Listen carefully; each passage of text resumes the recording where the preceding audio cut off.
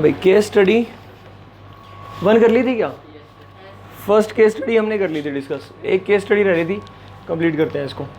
Case study 2, case study 2 में हमें क्या दिया हुआ है? द फिगर गिवन बिलो, ठीक है, shows the path of a diver, ठीक है, डाइव कर रहा है और उसका क्या दे रखा है उसने? पाथ, ठीक है, पाथ ऑफ अ डाइवर, अलग अलग पोजीशंस दे रखी हैं। When she takes a jump from the diving board, clear, diving board बनाकर दिखाया हुआ उसने, clearly it is a parabola, तो ये पैराबोला दिखा रहा है, ठीक है। तो ये डाइविंग बोर्ड है, यहाँ से जो डाइवर है वो डाइव कर रहा है, ठीक है, तो ये इसने पैराबोला की शेप में दिखा रखा है ना, ऐसे, तो ये वाटर में चला गया।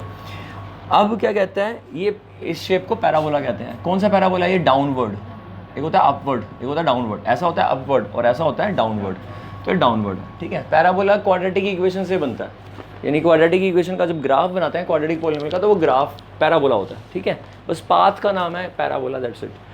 अब वो कहता है क्लियरली इट्स ए पैराबोला, ठीक है। Annie was standing on a diving board 54 feet above the water level, 54 feet above the water level, ठीक है। She took a dive into the pool, ठीक है। अब her height in feet above the water level at any time T seconds, T जो दे रखा है वो सेकेंड्स में दे रखा है, time is given by polynomial H T, ये पॉलिनोमियल दे रखा है, यानी ये जो ग्राफ है ये क्या दे रखा है? H of T, polynomial graph दे रखा है, -18t² प्लस का 90 प्लस के, यानी कि ये जो क्वाड्रेटिक पॉलिनोमियल है p ऑफ x होता है ना, p ऑफ x, उसने क्या दे रखा है? h ऑफ t, यानी अब वेरिएबल कौन हो गया? t, और t है टाइम इन सेकेंड्स।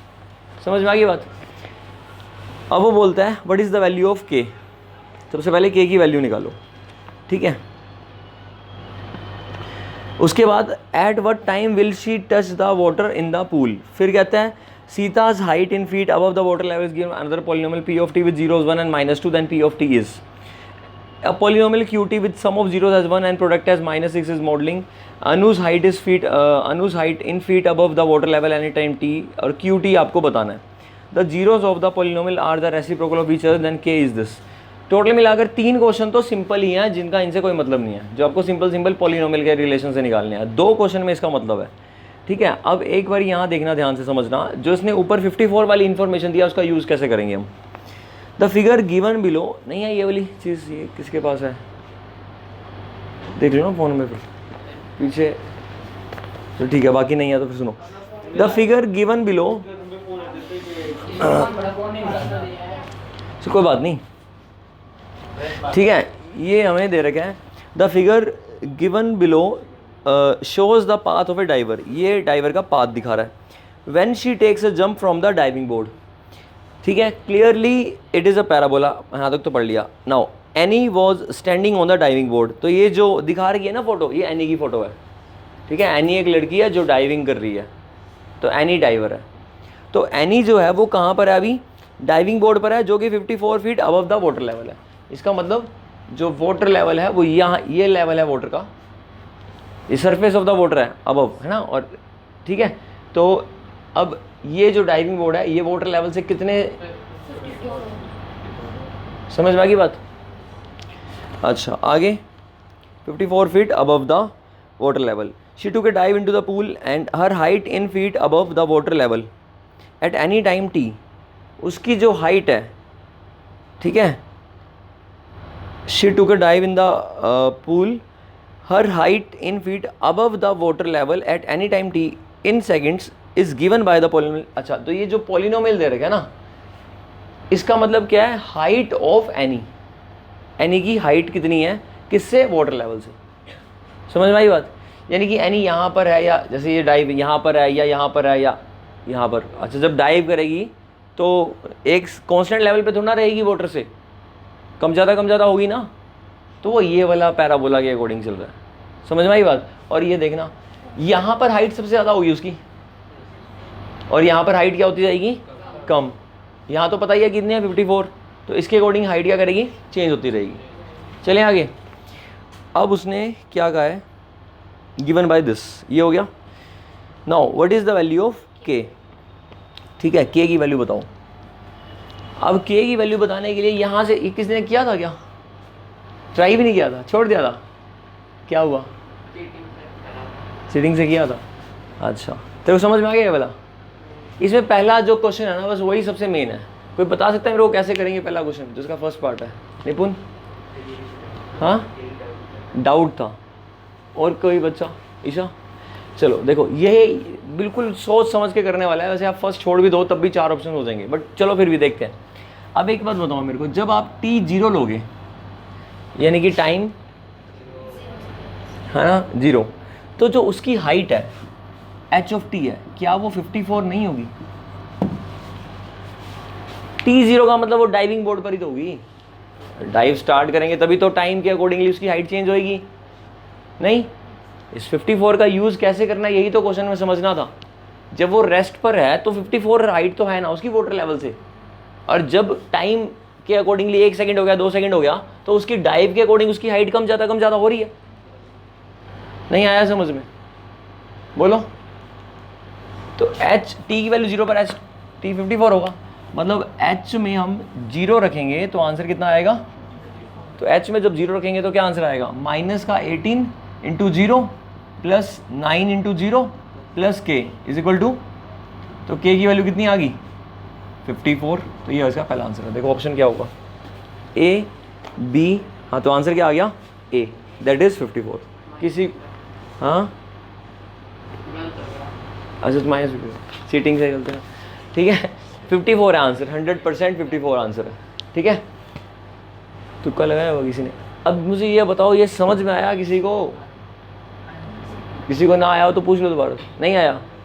बिल्कुल भी नहीं आया, शुरुआत से ही नहीं आया? थोड़ा बताया। तूने डाइविंग करते हुए देखा है किसी को? हैं? पता है ना डाइविंग क्या होती है? देखना एक बार दोबारा से समझने की कोशिश करना। ये क्या है? पानी है ना, पानी, वाटर सरफेस हो गया ये।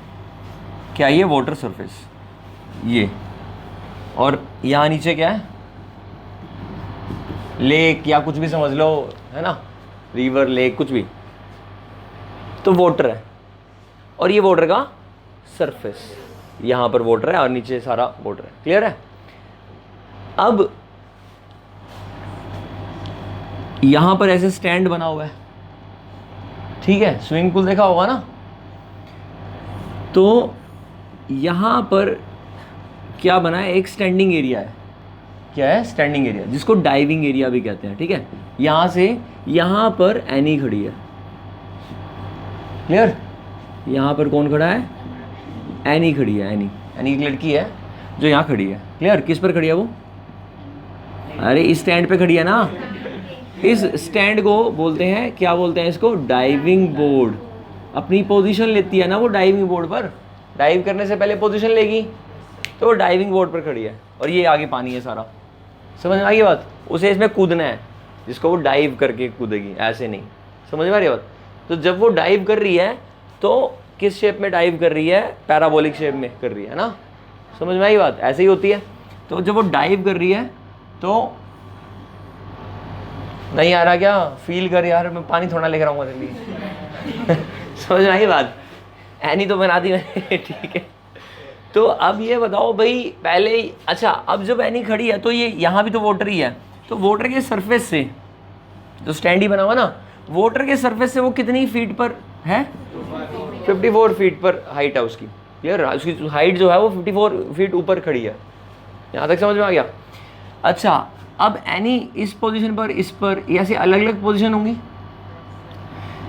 एनी को डाइव करने में कुछ सेकंड्स भी लगे होंगे, कुछ टाइम, कुछ मिनट या सेकंड कुछ तो लगा ही होगा, है ना। ये अलग अलग आ गया ना। समझ में आई बात? तो इसकी डाइविंग की अलग अलग पोजीशंस हैं। क्या है? डाइविंग की अलग अलग पोजीशन, है ना। जैसे यहाँ तक वो 1 सेकंड लगा, उसको यहाँ तक 2 सेकंड लगे, यहाँ 3 सेकंड लगे, यहाँ 4 सेकंड लगे, यहाँ 5 सेकंड लगे, ये 6 सेकंड, है ना। समझ में आई बात? यानी उसकी डाइव 6 सेकंड्स में होगी। बात समझ में आ गई? जैसे जैसे टाइम सेकंड्स में आगे बढ़ेगा ना, उसकी पोजीशन बदलती जाएंगी। क्लियर? अब 2 सेकंड पर उसकी हाइट कितनी होगी? 54 से ज़्यादा ही होगी। 3 सेकंड पर उसकी हाइट और ज़्यादा होगी। 4 सेकंड पर, 5 सेकंड पर, 6 सेकंड पर कम हो जाएगी। उसकी हाइट बदलती जाएंगी। अब उसकी मुझे हाइट निकालनी है अलग अलग सेकंड्स पर। उसकी हाइट मुझे अगर निकालनी है कि अगर उसको 2 सेकंड हो गए हैं, अभी 2 सेकंड पर बताओ कितनी हाइट पर चलेगी वो? तो कैसे पता करूँगा? उसने उसके लिए ये जो दे रखा ना डायग्राम, इसका ग्राफ तो बना ही रखा है। इस ग्राफ का जो फंक्शन है वो दे रखा है एच ऑफ टी। एच का मतलब है हाइट, ये वाली हाइट अलग अलग है ना, किसके रिस्पेक्ट में? टाइम के रिस्पेक्ट में। यानी कि टाइम अगर 1 सेकंड है तो कितनी हाइट होगी? 2 सेकंड। टाइम के रिस्पेक्ट में हाइट का फंक्शन दे रखा है माइनस का 18,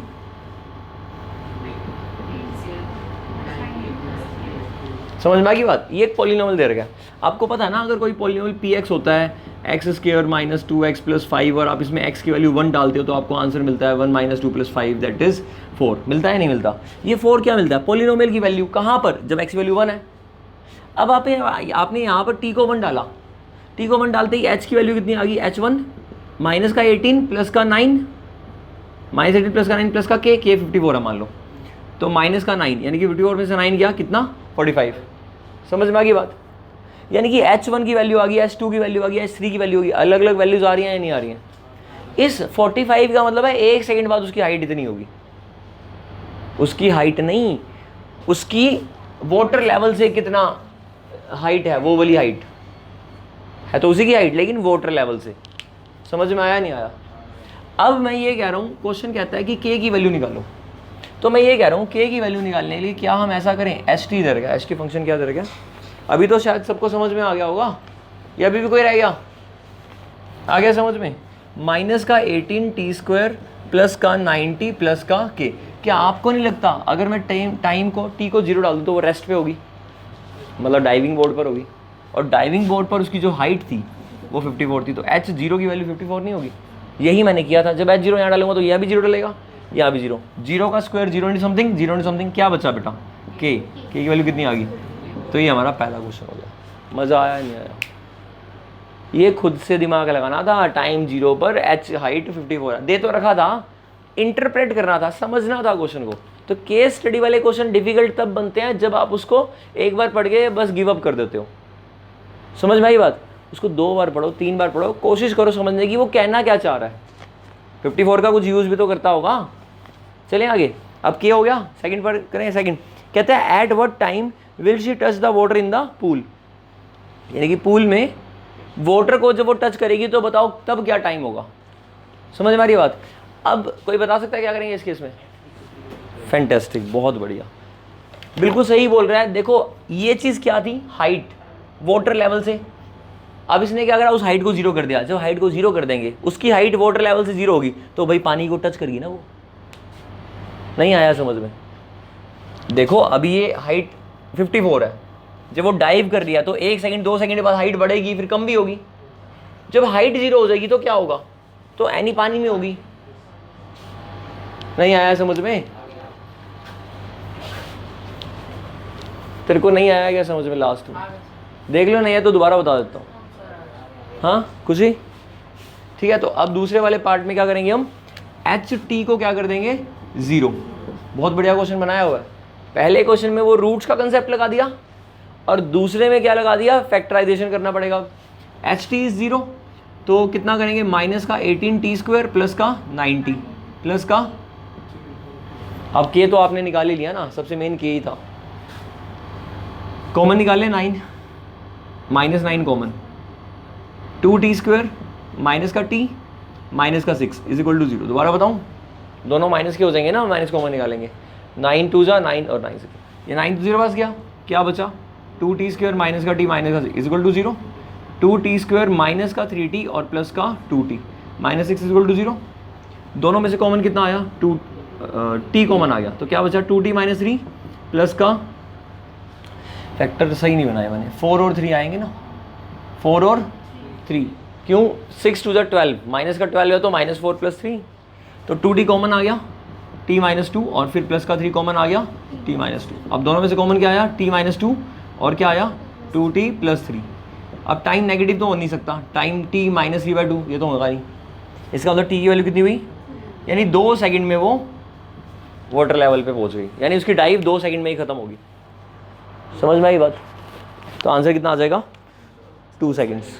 क्लियर हुआ? ये छोड़ दिया था। अच्छा अब तीसरा कह रहा है Sita's height in feet above the water level. अब एक और है सीता, उसकी height above the water level given by another polynomial, ठीक ठीक है। अब वो ये कहना चाह रहा है कि सीता जो है जब वो डाइव करती है तो उसकी हाइट दे रखी है और उसके जीरोस दे दिया, तो पॉलिनोमियल बना दोगे पॉलिनोमियल। ये तो सिंपल ही क्वेश्चन है, इसका इससे कोई ज़्यादा लिंक नहीं है। तो क्या दे रखे हैं, जीरोस मतलब अल्फा 1 दे रखा है और बीटा कितना दे रखा है, -2। तो आपको बताना है कि कौन सा पॉलिनोमियल होगा। तो याद करो, इनको ऐड करते थे, अल्फा और बीटा को ऐड करते थे, इसको एस बोलते थे, ठीक है। सम करना पड़ेगा और प्रोडक्ट करो अल्फा बीटा 1 × -2, ये प्रोडक्ट फॉर्मूला याद है, x² माइनस का सम ऑफ प्लस k लगाने की क्या जरूरत है, एक ही तो बताना है। k1 हो गया, बताओ भाई कोई दिक्कत। अल्फा प्लस बीटा सम कितना है, -1, यहाँ पर क्या आ जाएगा +1, 1 × x ही होता है, और प्रोडक्ट कितना है -2। उसने t में दिया आंसर, तो t में आंसर क्या बनेगा, t² + t -2। आया समझ में, नहीं आया? तो ऑप्शन क्या आएगा, t²। इसका ऑप्शन नहीं आ रहा क्या कोई भी, कोई बात नहीं। तो ये हमारा आंसर तो यही आ रहा है। इसने k को -1 लिया हुआ है, यहाँ k भी तो लिखते थे ना हम, क्या नहीं। अब हमारे आंसर से मतलब जो हमने आंसर दिया बुक में से मैच नहीं कर रहा, तो k की वैल्यू हमने 1 ली थी, कुछ और लेकर देखते हैं -1। बुक के अकॉर्डिंग देखें तो -1 लेंगे तो क्या बनेगा, -t² -t और प्लस का 2। ये ऑप्शन कौन सा आ रहा है, सी। तो सी आंसर आ गया। है कोई दिक्कत? चलें आगे। Next, a polynomial QT with sum of zeros as 1 and product as -6। अब इसमें सम डायरेक्टली सम दे रखा, उसमें हमने खुद किया था। इसमें सम दे रखा कितना, 1, और प्रोडक्ट कितना दे रखा है, -6, ठीक है। अब हमें बताना है इसकी इक्वेशन, तो क्या बनेगी, x² प्लस माइनस होगा -1 × x और -6 इंटू में k। अब देख लेते हैं आंसर, अगर ऐसा है तो ठीक है, नहीं तो माइनस एडजस्ट कर लेंगे। तो ऐसा आंसर है क्या, एक में प्लस है, 2 में माइनस है, तो पहले वाले में माइनस, दोनों में प्लस, वो भी चल सकता है, सेमी तो बात होगी। तो सी आंसर में देखो 5 कॉमन भी आ जाएगा, तो ऐसे करते हैं -5 ले लेते हैं k की जगह। तो x² माइनस का x माइनस का 6, जब -5 से मल्टीप्लाई करो तो माइनस का 5x² माइनस प्लस 5x और प्लस 30। इसने t में दे रखा ना आंसर, तो कोई फर्क नहीं पड़ता, t में हो गया आंसर, -5t² + 5t + 5 फिर +30। चलिए आगे। एक बार मैं इन्हीं दोनों क्वेश्चन के शॉर्टकट भी बता देता हूँ। देखो, जो 48 और 49 क्वेश्चन है, दोनों को शॉर्टकट से कैसे करते हैं, ये तो आपने बना लिया, नहीं बनाते तो भी कर सकते थे। 48 में उसने पूछा था सीताज हाइट जीरोस 1 और -2 दे रखे थे ना, तो जीरोस को सेटिस्फाई करेंगे, जीरो सेटिस्फाई करेंगे। तो देखो पहला उसने दिया t² - t -2, अगर 1 रखेंगे तो 1 - 1 -2 सेटिस्फाई नहीं कर रहा, ए ऑप्शन नहीं होगा।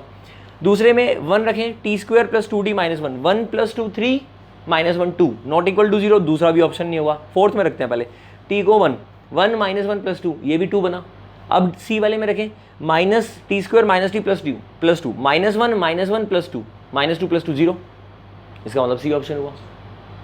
समझ में आया मैंने क्या किया, जो जीरोस दे रखे थे ना 1 और -2, तो मैंने जो 1 0 था ना वो चारों में रखकर देख लिया, सिर्फ सी ऑप्शन पे 0 आ रहा है, बाकी तीनों पे नहीं आ रहा, तो खत्म हो गया। क्लियर हुआ? अब जो 49th वाला अभी हमने किया था, इसमें जीरोस नहीं दे रखे, इसमें सम ऑफ जीरोस दे रखा था। तो एक काम करो, चारों का सम ऑफ जीरोस बनाकर देख लो। सम ऑफ जीरोस कितना आना चाहिए था, 1। पहले वाले में सम ऑफ जीरोस क्या आएगा, माइनस का b/a, तो माइनस का 1/1 यानी कि -1, हमें चाहिए 1, पहला नहीं हो सकता। दूसरे वाले में क्या आएगा, वही -1। तीसरे वाले में क्या आएगा, माइनस का 5 / -5 + 1, ये हो सकता है। और इस वाले में ये भी हो सकता है। सी और डी में से एक हुआ। अब प्रोडक्ट देख लो, प्रोडक्ट कितना चाहिए हमें, -6। इसमें देखें तो c/a 30/5 -6 सी में आ रहा है, डी में देखना 30/5 6 आ रहा है, इसका मतलब कौन सा ऑप्शन हुआ, सी।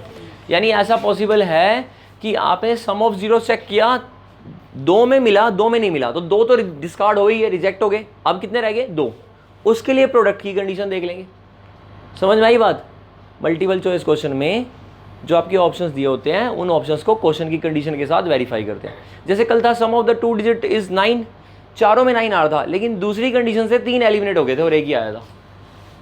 ऐसा हो सकता है कि पहली कंडीशन सब पे लगे, या ऐसा हो सकता है कि पहली कंडीशन से 1 2 3 कोई भी हट जाए। अगर तीनों हट गए, अब जैसे इससे पहले वाले क्वेश्चन में हमने 1 रखा था तो तीनों हट गए थे, एक जो करेक्ट आंसर था वो आ गया था। इसमें 2 हटे थे, 2 रह गए थे, तो फिर हमने दूसरी कंडीशन चेक करी कि कौन सा ही करेक्ट है। अब 50th देखते हैं। The zeros of the polynomial are t, इसे जीरोस पूछे, are reciprocal of each other. Zeros reciprocal कब होते हैं, जीरोस रेसिप्रोकल कब होते हैं बता रखा भाई, जब सी ए के इक्वल हो या ए सी के इक्वल हो तो जीरोस रेसिप्रोकल होते हैं। मान लो आपके पास एक क्वाड्रेटिक पॉलिनोमियल है ए एक्स स्क्वायर प्लस का बी एक्स प्लस का सी, ये पी ऑफ एक्स है, इसके जीरोस क्या हैं अल्फा और बीटा, ये दोनों एक दूसरे के रेसिप्रोकल हैं। रेसिप्रोकल का मतलब क्या होता है, अल्फा 1/बीटा या बीटा 1/अल्फा, तो एक दूसरे के रेसिप्रोकल है। क्रॉस मल्टीप्लाई करोगे तो अल्फा बीटा कितना आया 1, अल्फा बीटा की वैल्यू क्या होती है इस केस में सी बाई ए, सी बाई ए 1 के इक्वल है तो सी किसके इक्वल होगा ए के, यानी कि ये दोनों चीज़ें अगर ये दोनों इक्वल हैं तो जो जीरोज आएंगे वो क्या आएंगे एक दूसरे के रेसिप्रोकल। समझ में आई बात, एक एग्जांपल से बताऊँ, 2x² माइनस का 5x प्लस का 2, देखो ए और सी क्या है इक्वल है ना, ए भी 2 है और सी भी 2 है, इसके जीरोज निकालो, माइनस का 4x माइनस का x, दोनों में से 2x x माइनस 2, फिर माइनस का 1 x माइनस 2, x माइनस 2 और 2x माइनस 1, दोनों के जीरोज क्या आ रहे हैं, एक तो 2 आ रहा है और दूसरा कितना आ रहा है, हुए ना रेसिप्रोकल एक दूसरे के। समझ में आई बात, जब जीरोज एक दूसरे के रेसिप्रोकल होते हैं तो ए और सी इक्वल होते हैं, कोफिशिएंट ऑफ एक्स स्क्वायर और कांस्टेंट इक्वल होते हैं। क्लियर, जब zeros equal in magnitude but opposite in sign होते हैं तो बी जीरो हो जाता है। जैसे एक जीरो है अल्फा और दूसरा जीरो क्या है माइनस अल्फा, यानी एक दूसरे के मैग्नीट्यूड में तो इक्वल है लेकिन साइन में कैसे हैं ऑपोजिट, तो इनका जो सम होगा वो कितना होगा जीरो, और सम ऑफ जीरो होता है माइनस बी अपॉन ए, क्रॉस मल्टीप्लाई करें तो बी कितना हो जाएगा जीरो, यानी मिडिल टर्म जीरो हो जाएगी, यानी एक्स का कोफिशिएंट जीरो हो जाएगा। दोनों कंडीशंस पता होनी चाहिए, यूजफुल है ये, क्वाड्रेटिक इक्वेशन भी किया था तुमने। अब उसने बोला जीरोज आर रेसिप्रोकल, तो क्या करोगे -12 यानी कि ए को -12 को किसके इक्वल कर देंगे सी के, और सी कौन है के माइनस सी, तो के की वैल्यू कितनी आ गई -9, तो इसका आंसर आ जाएगा -9 डी। आया समझ में नहीं आया, है कोई डाउट किसी को? ये वाला फोटो भेज दियो उसकी ग्रुप में है, ये खुद करना पॉलिनोमियल वाला, बहुत ही बढ़िया क्वेश्चन लगा मेरे को ये, और जो नहीं आए समझो दोबारा पूछ लेना, ठीक है। ठीक है, सेकंड पेपर देना, नेक्स्ट पेपर आपके पास ही, मैं कल पढ़ेगा यहीं पर ही है।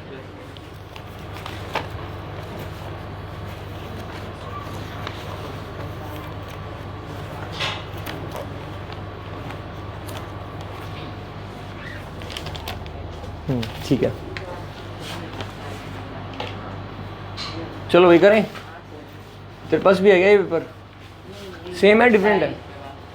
एक जैसा होता है। निकाल ले फिर मैथ का, फोटो भेजी थी ना इसकी, देखो फर्स्ट क्वेश्चन क्या है इसके अंदर,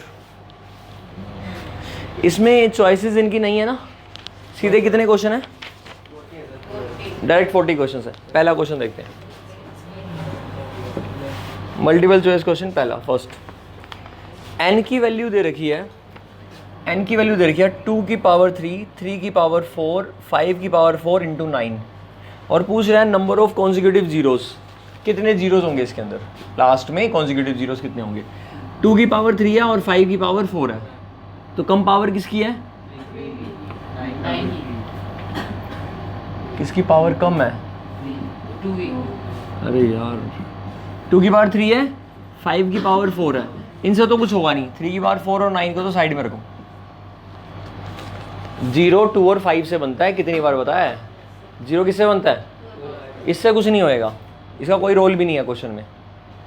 2 की पावर 3 है और 5 की पावर 4 है, कितनी मैक्सिमम 0 बन सकती हैं, 3 बन सकती हैं।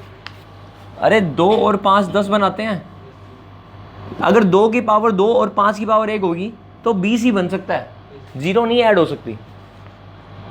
जितने 2 हैं उतने ही 5 चाहिए, 5 कितने हैं 4, 2 कितने हैं 3, तो 5 3 तो है ही, लेकिन 2 तो 4 नहीं है। 2 की पावर 4 थोड़ना है, पर 5 की पावर 3 तो है, इसको 5 की पावर 3 इंटू 5 नहीं लिख सकते, ये 5 कूड़ा कचरा ही तो हो गया, उस साइड चला गया। अब कितनी है 10 की पावर 3 नहीं होगी, इसका मतलब एंड में कितनी जीरोज आएंगी, नहीं आया समझ में, दोनों में जो छोटा होता है ना उतनी जीरोज बनती हैं। 2 और 5 की सेम पावर होनी चाहिए। दोबारा बताऊं क्या, तो कितना आंसर है इसका, क्या किया था भाई, 3 किया था तुमने, नहीं किया था, 4 क्यों किया था, दिमाग नहीं लगाया।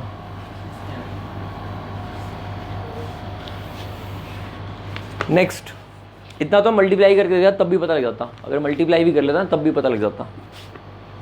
HCF ऑफ 576 एंड 1440, 576 और 1440, इसका निकालना है हमने हाईएस्ट कॉमन फैक्टर। ऑप्शंस दे रखे हैं हमें, तो ऑप्शन से भी चेक कर सकते हैं और निकाल भी सकते हैं। क्लियर? वैसे निकालने के लिए यूक्लिड वाला मेथड भी है, किससे भी निकाल सकते हो। करूँ इससे या कर लोगे? रिवाइज करूँ? हाँ या नहीं, पता है ना? और फैक्टराइजेशन से भी हो सकता है, और अगर टाइम बचाना है तो ऑप्शन से भी हो सकता है। तो ऑप्शन से करते हैं। 288 ऑप्शन दिया है, 144 ऑप्शन दिया है, 72 और 36 दिया है। सबसे पहले सबसे हाईएस्ट बड़ा ऑप्शन ट्राई करते हैं। क्लियर? अगर वही हो गया तो ठीक है, नहीं तो फिर छोटे वाला देख लेंगे। अगर छोटे वाला ट्राई हो भी गया, मान लो 36 दोनों को ही डिवाइड करा, मान लो, तो क्या गारंटी है HCF या क्या आपका उससे बड़े वाला हो? तो सबसे बड़े वाला कौन सा है? 288। 576 को डिवाइड, HCF क्या होता है? जो दोनों नंबरों को डिवाइड करता है, तो दोनों को डिवाइड करके देख लो। 2 पर करें ट्राई, मतलब चलो 144 2 पे कर रहे हैं ना, कितना आ गया? 288 एग्जैक्टली कितने पे काट देगा? तो ये तो इसको तो डिवाइड कर ही दिया इसने। अब 1440 को, ठीक है, कितने पे करें? 2 पे, 720, फिर 2 पे कर लो, कितना आया? और यहाँ कितना आ गया? 360, बस हो गया वैसे तो 36, और ये कितना आ गया? 180, 18, और ये कितना आ गया? 18 5 जा, जहाँ तक तुम्हें टेबल पता है, डायरेक्ट भी पता तो भी कर सकते थे। ये भी कट हो गया, तो क्या आंसर आ गया? सही है या गलत है? वैसे ये चारों नंबर डिवाइड कर रहे हैं, लेकिन हाईएस्ट इसमें वही है, 288 है। नेक्स्ट क्वेश्चन देखते हैं, थर्ड में इसने क्या है? अल्फा और बीटा जीरोज है, किसके? पॉलिनोमियल के। और पॉलिनोमियल क्या दिया है? x² + x + 1। इसके जीरोस कौन है? Alpha beta. हमें वैल्यू निकालनी है 1/α + 1/β की। क्या आएगा इसका एलसीएम? अल्फा बीटा, और ऊपर क्या आएगा? Beta plus alpha. यहाँ से आप अल्फा प्लस बीटा निकाल लो, -b/a। b कितना है? 1/1, तो -1 ही आ गया, ठीक है। और अल्फा बीटा c/a, ऊपर वैल्यू -1, नीचे वैल्यू, तो कितना आंसर आ गया? तो इसका आंसर आ गया -1, तो यानी कि ऑप्शन हो जाएगा सी, बी। चलें आगे। Fourth, the quadratic polynomials the sum and product of zeros are. Sum and product of zero, straight forward question है। सम 7 है और प्रोडक्ट कितना है? 12। ये सम है, ये प्रोडक्ट है, तो क्या फॉर्मूला था? x² - sum of zeros into x plus product. Into में क्या लगाते हैं? k। देखो x² - 7x + 12, यही ऑप्शन है, इंटू k लगा दिया, ठीक है।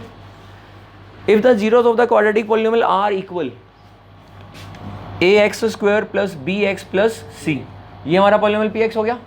उसने कहा है इसके जीरोज इक्वल हैं। If the zeros of this quadratic polynomial are equal, अगर इक्वल हैं तो क्या होता है भाई? इक्वल जीरोज में क्या होता है? d, डिस्क्रिमिनेंट क्या होता है? 0। डिस्क्रिमिनेंट 0, डिस्क्रिमिनेंट की वैल्यू इज इक्वल टू, तो b² किसके इक्वल हो जाएगा? b² तो हमेशा पॉजिटिव होगा या नहीं होगा? Square is always non negative. समझ में आई बात? जब स्क्वायर नॉन नेगेटिव है, यानी कि यहाँ पर क्वांटिटी 0 या 0 से बड़ी क्वांटिटी है, तो a और c या तो दोनों 0 होंगे, पर a तो 0 हो नहीं सकता, है ना।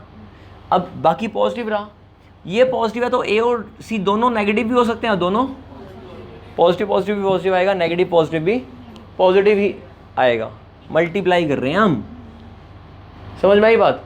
ये पॉजिटिव क्वांटिटी, तो इस साइड की क्वांटिटी भी तो पॉजिटिव ही होगी ना, तभी तो इक्वल हो सकते हैं।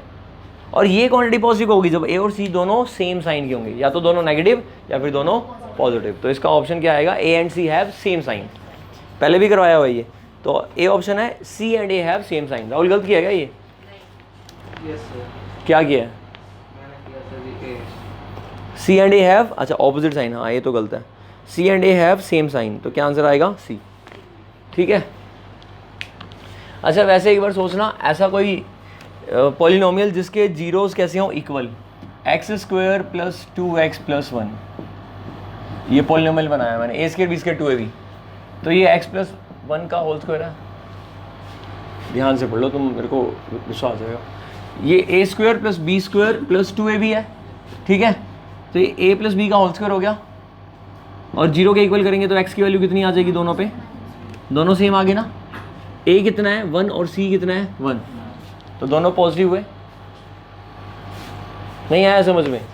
ऐसे ही दोनों नेगेटिव कर लो तब भी हो जाएगा। ठीक है,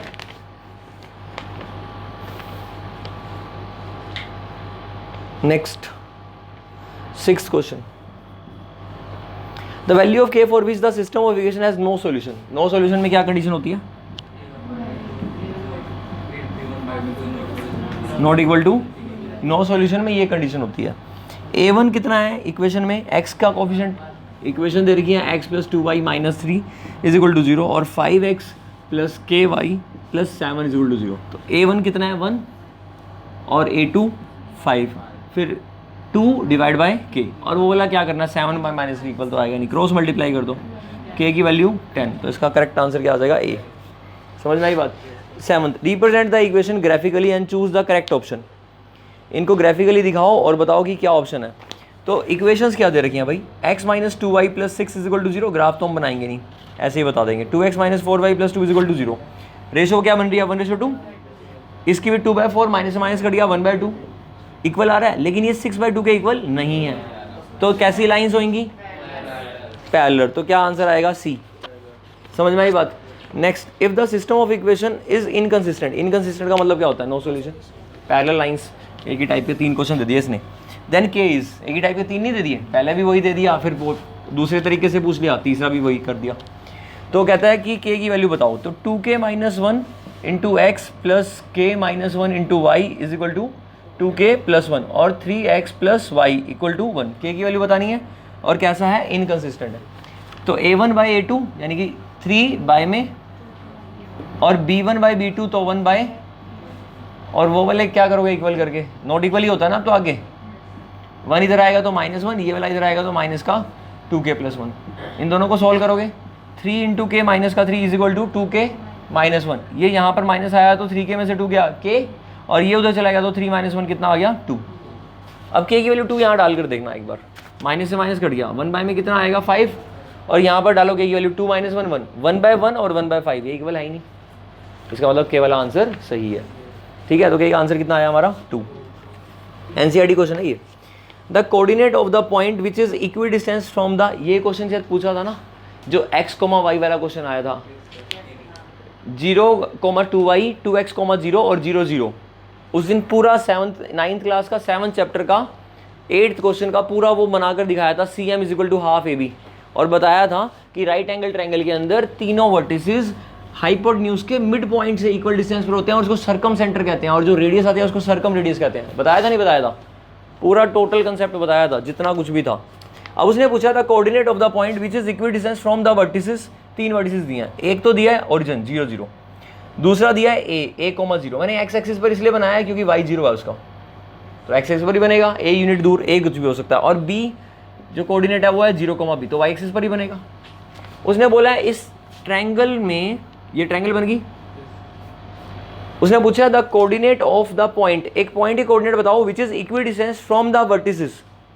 ऐसा कोऑर्डिनेट बताओ जो इसके तीनों वर्टिसेस से कहाँ पर हो? इक्वल डिस्टेंस पर, और वो कहाँ मिलेगा हमें?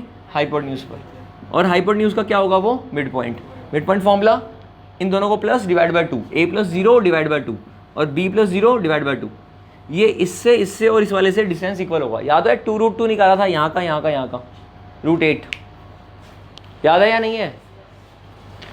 2,2 निकले थे कोऑर्डिनेट, यहाँ 4,0 लिया था, यहाँ 0,4, यहाँ 0 0 लिए थे। ठीक, कोई दिक्कत? ये गलत किया सही किया? क्या आंसर है इसका? सही है अभी तेरा भी? आया समझ में? नहीं आया? भूलना मत, इंपॉर्टेंट है ये कंसेप्ट। और यहाँ से आप एक ऐसा सर्कल बना सकते हो जो तीनों वर्टिसेस से पास करे, उसको बोलेंगे सर्कम सर्कल, और रेडियस ये है।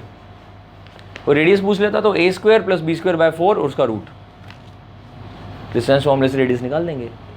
Next 10th question, state whether the following statement is true और फॉल्स। बताना है कि ये ट्रू है या फॉल्स है। स्टेटमेंट क्या है? 3 points can note with the vertices of triangle, मतलब सीधी सी बात है, कोलिनियर है या नहीं है। वो कह रहा है कि they are not the vertices of a triangle, मतलब कोलिनियर ही होंगे। अब चेक करना है कि वो कोलिनियर है या नहीं है। क्या वर्टिसेस हैं? 1 2 और 8 6। ठीक है, एक बार वैसे ही देखता हूँ। 1 2 1 2 यानी कि यहाँ होगा 5 3, 1 2 3 4 5, और ये 3, तो 5 3 यहाँ हो गया। उसके बाद कौन सा है? 8 6, ठीक है, 1 2 3, ये 5 था ना, 6 7 8 और 6, 4 5 6। क्लियर? मुझे तो लग रहा है कि ट्रायंगल बन जाएगी,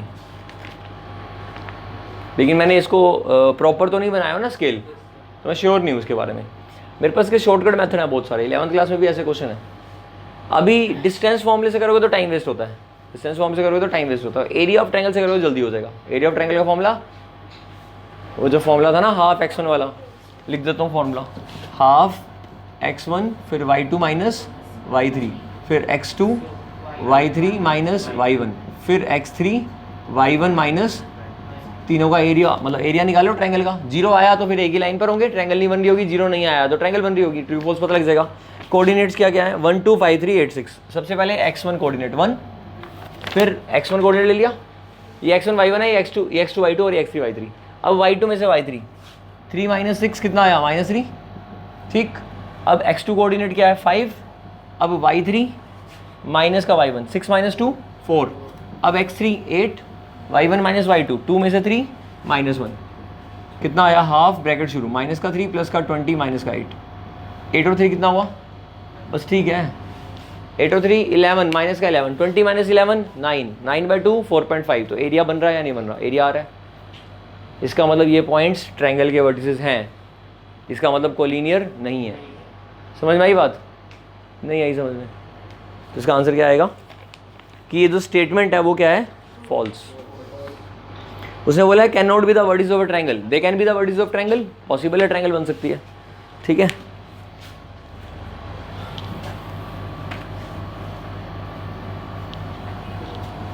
क्या गलत किया था क्या, ये वाला सही किया था? गलत किया था ना, मे और मे नोट भी, बिना सोचे समझे कुछ भी।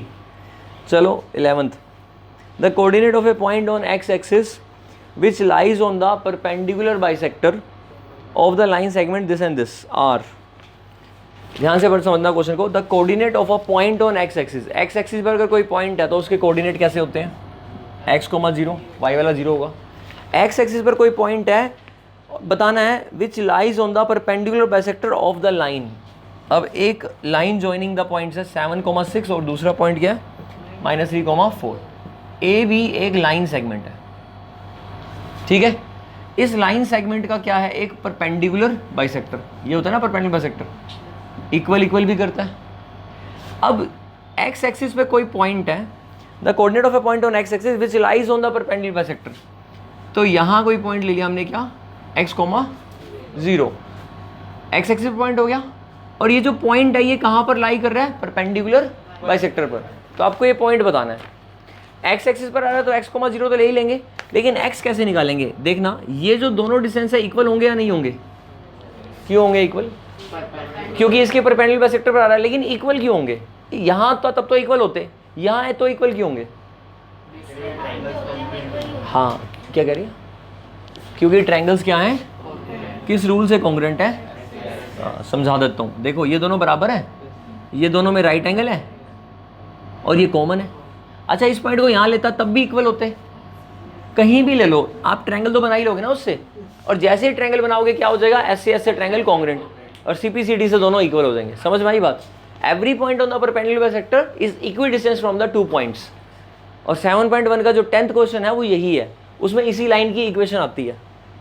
जब x, y लेकर रिलेशन निकालते हो ना तो इसी लाइन की इक्वेशन आती है। अब क्वेश्चन में क्या करेंगे हमें जो 4 कोऑर्डिनेट दे रखे होंगे उसका इससे और इससे डिस्टेंस निकाल के देखेंगे।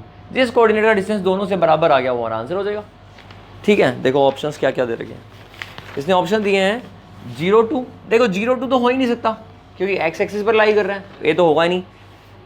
0 3 भी नहीं हो सकता, 0 3 भी, दो तो हट ही गए, कॉमन सेंस की बात थी ये तो, है ना। अब बी और डी में से एक आंसर है, या तो 3 0 आंसर होगा या फिर 2 0। चेक करके देखो, अगर मैं 3 0 का इससे डिस्टेंस निकालता हूँ तो 7 और 3 का डिफरेंस 4, 4 का स्क्वायर, और 6 और 0 का 6, 6 का स्क्वायर 36, ऐड करा 52 का रूट।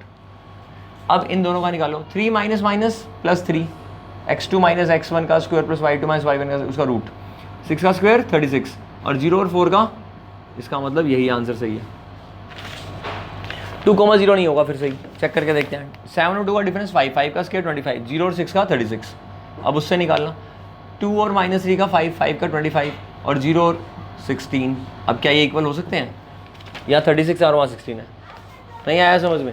अब अगर मैं इसको वैसे सॉल्व कर लेता तब भी आ जाता। x0 का इससे डिस्टेंस निकाले तो x -7 का square plus 0 -6 -36 is equal to x plus 3 का स्क्वायर और 0 प्लस -4 का स्क्वायर यानी कि 16। स्क्वायरिंग कर दी ना मैंने बोथ साइड, इस पॉइंट को p ले लिया, AP इक्वल टू BP कर दिया, डिस्टेंस फॉर्मूला लगाने से पहले स्क्वायरिंग कर दी तो रूट नहीं आएगा। बाकी तो वही किया x2 - x1 square plus y2 - y1 का स्क्वायर। नहीं आया क्या समझ में?